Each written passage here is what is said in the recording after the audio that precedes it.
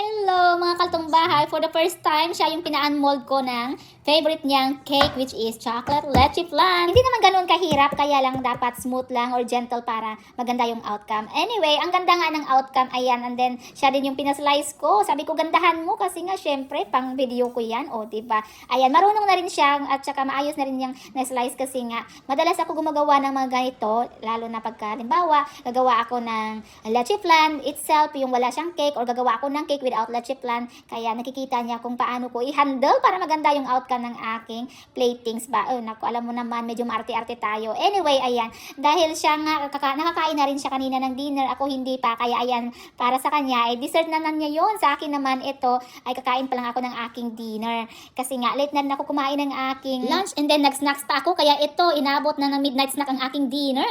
So, maliban sa pancit and then ensaymada, talagang hindi ko pa palampasin, kakain pa rin ako ng dessert, which is ito yung aking magiging dessert. Ang ganda ng aking leche flan, mga kalutong bahay. Nako, ito na naman, nagmamayabang na naman ako. Oo nga, tingnan mo ba naman, talagang very smooth. Nako, talagang ito yung favorite naming dalawa na dati, chocolate lang. Ngayon, pinagsama ko yung dalawang ito, kaya ito na yung aming one of our favorite kasi nga, dalawa na yung mga kain mo. May chocolate pa, may leche flan pa. O, saan ka pa?